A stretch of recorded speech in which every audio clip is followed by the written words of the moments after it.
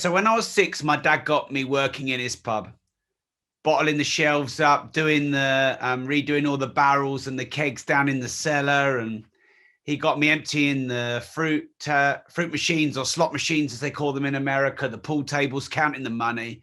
He'd even let me take the money at the bar, and I loved it.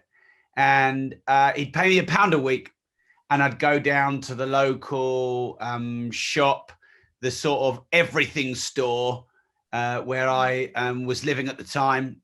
I was raised around East Anglia, Cambridgeshire kind of area. Okay. And I would buy the picture of a Lamborghini Countach, the picture of a Ferrari Testarossa, or the F40 or whatever, the Corvette, and I'd buy one a week and stick them all around my wall. And my dad would take me everywhere with him when he'd buy pubs and bars and clubs and hotels and all sorts, and always had loads of cash in his pocket. Was a right hustler, you know, could out negotiate anybody. It was a bit of a scrapper as well. That didn't rub off on me, but and that was the sort of formative years of my life. And I never really thought anything of it. And then, you know, you go to school and you have to do exams, and you get into girls and you get into sport, and you're bored, and you do all your GCSEs and A-levels. And then you look back and you're like, whoa, I'm nearly 25. I've gone through the school system, but I was 50 grand in debt. I was going nowhere, working in my dad's pub for 200 quid a week, but spending 300 quid a week. I was living still with my mum and dad in one of the rooms above the pub. And I didn't really think about what I wanted to do with my life, because every time I thought about what I wanted to do with my life, I realized I was doing nothing with my life. So it was more comfortable just to carry on working in the pub and bitch and moan about my life and be complacent and cocky and a chip on my shoulder and blaming everybody else. And then on December the 15th, 2005, my dad had this massive nervous breakdown in the middle of the pub. He was carving the meats. It was like 60, 70 customers. The pub was full anyway. I can't remember how many, but it was really full. My dad had the best carving restaurant in Peterborough. And he just stopped carving and he started shouting and swearing and getting aggressive with the customers. Then he started sort of squealing, and gibberish was coming out. His eyes were rolling in the back of his head. He was foaming, and I'd never seen anything like it. And I grabbed him, and like the whole pub had stopped, you know, like when the doors swing open in a Western movie and everyone stops, and the whole pub had stopped.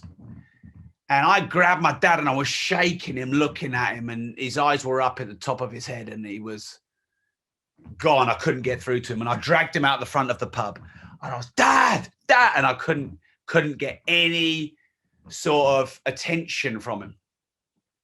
Within about 5 minutes, a police van pulled up, reinforced. 2 policemen got up. The near side one that I could see looked no older than 19. And they pulled out 2 batons and they beat the shit out of my dad. They beat him around the back of the legs, his back. They bundled him to the floor. They wrestled him down. They tied him up.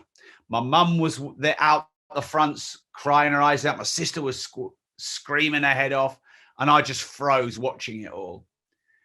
And they arrested him, they sectioned him, and they put him in Ward 5 of Peterborough District Hospital. And they diagnosed him with manic depression.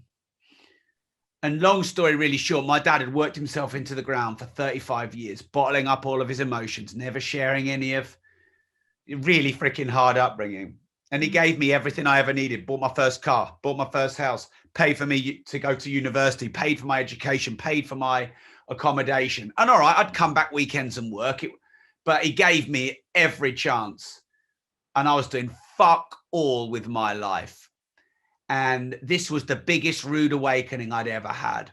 And for about a week after that, I just beat myself. I hated myself. I blamed myself. I felt the shame. Felt like I was very heavily responsible for what had happened with my dad, put a lot of pressure on him, not done anything to really make him proud. And also the worst thing about that is December the 15th is my dad's birthday, and every Christmas, he worked 6 a.m. till 2 p.m. and he probably worked on average 6.5 days a week. 6 a.m. 2 p.m. Used to have a sleep in the afternoon because he never got enough sleep at night. And strangely, that was the start of what you're going to describe as the middle part of my life. So in your description of start, middle, and now, I was born again, aged 25 years and 11 months. I went to a property network meeting, even though I freaking hated yuppies and, you know, people in suits, because I was just a twat back then. I was into, you know, Rage Against the Machine and hated anyone who was successful. Can I just jump in there, Rob, 1 second? Yeah. You know, you say you worked a lot. You from the outside looking in, you're pumping out a hell of a lot of content and spin a lot of plates. You didn't get a lot of that work ethic from your dad? I get a lot of that work ethic because I'm scared of being a failure and going back to that place that I was at. And it's like I've got a new life. I'm 42 now. No, yeah, I'm 42.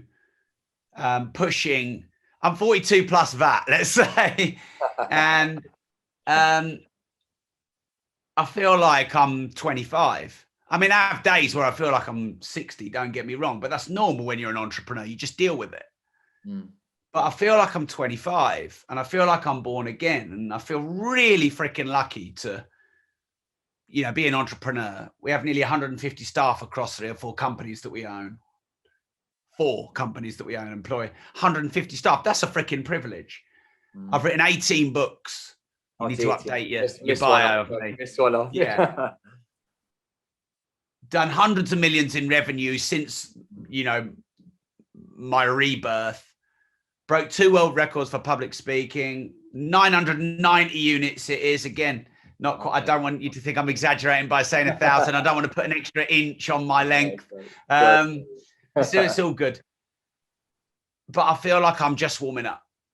I launched my foundation a few years ago. I've raised 7 figures, give or take, for charities. And my foundation is to help young and underprivileged people start meaningful businesses that change the world. I don't really see it as work ethic. I see it as my life's mission and something that I get to do.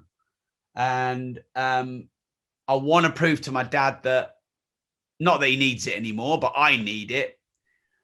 And I want to feel useful and valuable and do something meaningful and not fuck around with my life and waste it. So if you call that work ethic, call that work ethic. I don't really know what work is, Terry. I don't know what work is. I don't know what rest is. I'm not on and I'm off. I'm just, you know, me. And are you 7 days, Rob? Do you do something every day? I love to do something every day. Yeah. But some days I like to do it at my own pace and not the world's pace. Yeah, you go to the gym stuff, right? You got hobbies. I know your son plays golf and things. You know, you do other things. It's not just work every day. You do a lot of your own stuff as well. Yeah, and look, doing content. I mean, if you call that work, fucking hell, you don't know what a real day of work is. A lot of my work is not labor.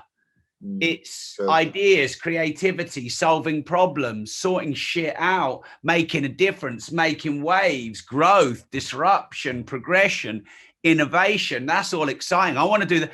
Like, if you list those words to me, I'll be like, yeah, I'll sign up to that every day. Don't need a day off on that. Well, that's what I get to do. So the word work is a bit of a paradox to me, really.